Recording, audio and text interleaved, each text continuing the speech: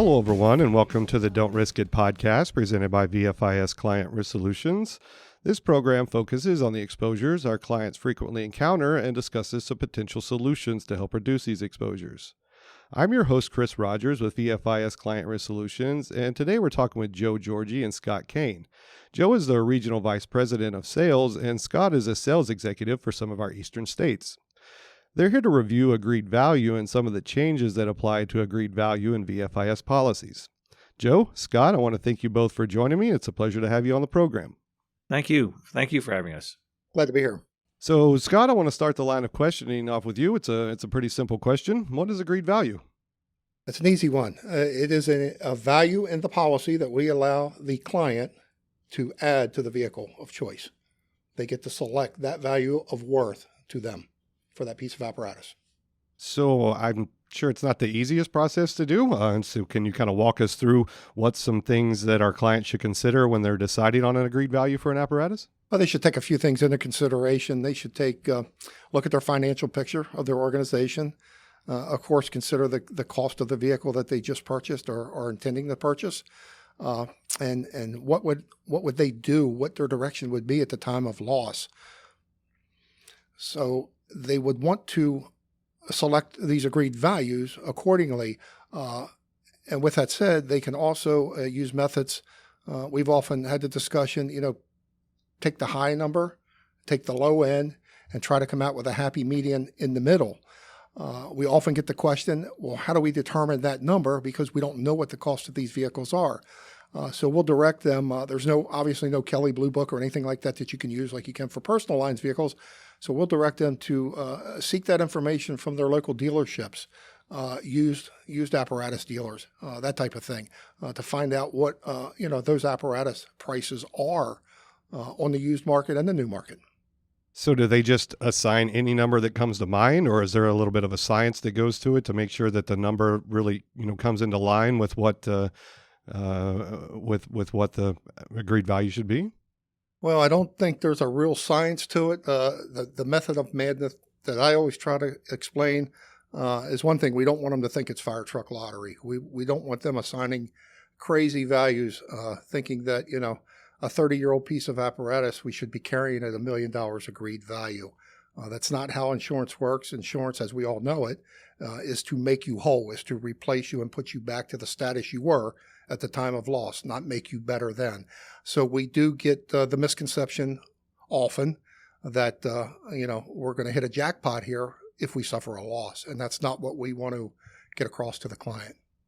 Joe? Yes, Scott's got that nailed down pretty well. One of the things that we try to impress upon our brokers and what we do in the field is to have continual conversations about their agreed values, because the vehicle ages, and a constant review of their agreed values is imperative so that we can properly insure them. So this isn't a one-time setting of a value and then walking away. It's something that we're routinely looking at, because the value of the vehicles could go up, go down. Well, not rarely go up, but the value could change. Yeah, it's definitely not a one-time. As these vehicles age, it's imperative that they be reviewed by folks within the organization that actually understand their vehicles and the valuation of those vehicles. So it happens on a regular basis. So what are some examples of equipment included with agreed value? Well, agreed value can be carried on engines, rescue squads, aerial devices, brush units. Coming up soon, and we'll probably touch on that a little bit later, we are going to see the ability to carry chief vehicles at one point. That'll be later in the conversation. So pretty much every vehicle that's in their fleet can now have an agreed value assigned to it.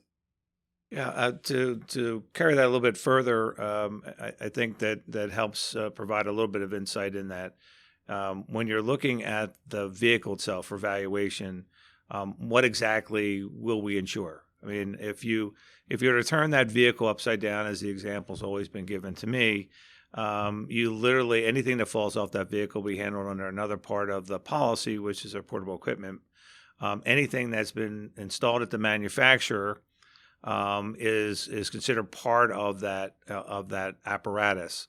So in considering the agreed value, you also need to consider those things that are still part of that vehicle that were installed at time of manufacture.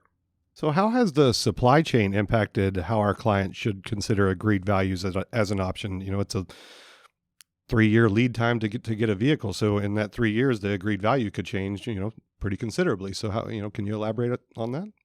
Well, I can talk about the supply chain issue in a couple different ways, Chris. We obviously the cost of repair on those vehicles due to supply chain is as one determining factor. Certainly has increased the cost of that vehicle from a claims handling perspective. So that's a consideration when you're looking at these particular vehicles that you want to place an agreed value on. You also did hit on a really critical issue. It's 3 to 4 years out for a new vehicle, but I'm not exactly sure that it changes the value that much, to be honest with you. While the cost from our perspective, in a claims perspective, will increase because of labor and parts. They need to look at that a little bit, but I think they need to maintain the value of their vehicle as they would have projected it. So you guys are in sales, so let's talk about dollars. What are the pricing impacts when considering the agreed value option? Well, the pricing impacts, excuse me, that comes through underwriting. I think, to reiterate what Joe had said, what the client needs to do, the client needs to look at those pieces of the puzzle: their financial outlook, the cost of the vehicle that they just spent to purchase, and what happens at the time of a loss. If it's a total loss, what is that department going to be able to do? If it's just a repairable loss, where it's going to be down for some time for repairs. So there's a whole lot of things they need to look at. I don't think you can really put a dollar figure on that without running it through underwriting. That's the determining factor once that agreed value is assigned to that piece of apparatus. Yeah, and to move a little bit further along through after Scott's comments, from an insurance cost standpoint, the consideration of the agreed value is important, because the last thing we would like any of our clients to do is to overinsure their vehicle, which means that the cost to insure them goes up based on that increase. So the closer to the actual valuation of that piece of apparatus you are, the more cost effective it is. So is this something that the client needs to kind of, work out and figure out on their own, or is this something that we as a sales team or as our agent network provide assistance when reaching these figures? That's an interesting comment in itself and question. We rely heavily on our broker distribution to assist their clients in determining the agreed value. In some cases, they're not able to help out in this arena, and calling not just sales here. We have a tremendous team in risk. We have our education and training specialists.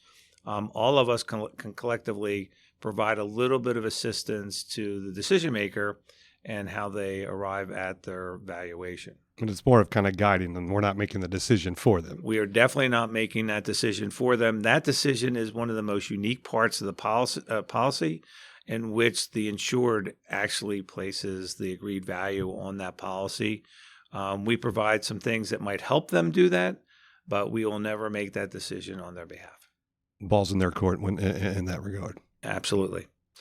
Well, gentlemen, that was a lot of great information. I want to thank you for joining me today. It's always a pleasure to chat with you too, and thanks for being on the program. Thanks for having us. Thank you.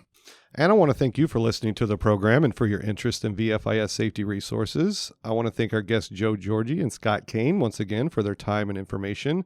Please consider subscribing to our program to stay up to date on new content releases. Also, if you like what you've heard, please consider leaving a review below. For more information about the many resources available from VFIS, please visit VFIS.com. And to submit ideas for future discussions, please reach out by emailing VFISriskcontrol@VFIS.com. Thanks, everyone, and have a great day.